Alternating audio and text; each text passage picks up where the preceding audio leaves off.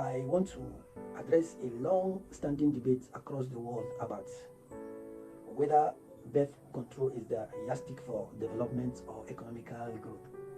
As much as I would like to say this is true, but it is not. And this argument is always backed by the fact that some of the developed countries today, at one time, took serious measures on birth control. But however, we must understand that birth control alone does not make country rich. What helped many countries develop was a combination of low birth rate, better education, women empowerment, healthcare access, education, economic reforms, investment in children. Some of the developed countries today who took measures for birth control include South Korea. In the early 50s and 60s, South Korea was poorer than many African countries. Why? Because they had 5 to 6 children per family. What worked for them is they sat down and think and come up with an idea that instead of feeding 6 children, why not focus all the resources on 1 or 2? And it worked for them. Singapore also did the same thing in the early 60s and 70s.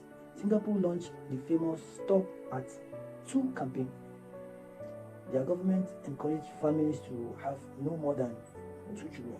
The result they got was massive. There were more investment per children, rapid economic development, and what have you. Another country is China. China introduced the one-child policy in 1979, which gave penalty for extra birth. Extensive birth registration system took place in that period. And the result they had were slower population growth, higher savings and investment rates, and more resources per child. Even though many economists believe that China's growth was driven more by economic reforms than by the one-child policy alone, which I also believe so. Another country is Thailand. Thailand had a massive public education campaign. Community health workers promoted the use of contraceptives, which resulted in poverty declined and more girls attended school. And their economic growth was accelerated. And the last but not the least is Japan. They had a higher investment too, and it improved their economic and improved healthcare. Even though today Japan now faces opposite of the problem, which is too few births and a rapid aging population. Believe it or not, when families are few, there will be improvement in living standard. There will be more money per child, better nutrition, better education, better healthcare, and greater opportunity for girls. Economists call this the quality over quantity. Quality over quantity effect. Some of the precautions these countries took is 1, education, especially educating girls' child. Then 2, access to family planning, making contraceptive affordable and available. Then 3, there were employment, more especially women were employed and empowered. When women have careers and education, birth rates naturally decline.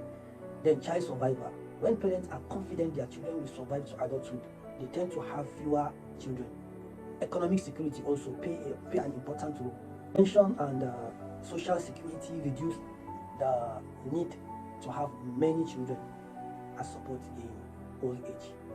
All these countries did all this after carefully considering the kind of people they are, and this knowledge actually helped them develop a way to control their population.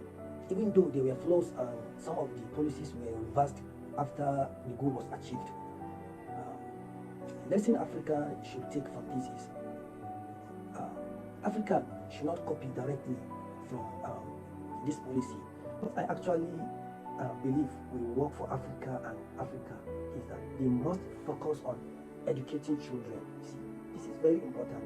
Educating children, then strong economies, because a country with many well-educated, skilled young people can become very powerful, because there will be competition, and wherever there is competition, people strive. A country with rapid population growth but inadequate education, jobs, and healthcare often struggles to convert its population into prosperity. The strongest lesson from South Korea, Singapore, and Thailand is merely birth control.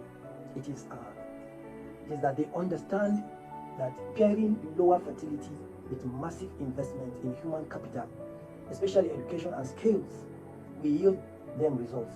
That is what many African countries are lacking today. We don't invest in human children, to be precise. We rather build roads and airports instead. My view is Africa should look for what will work for it instead of copying directly from these people.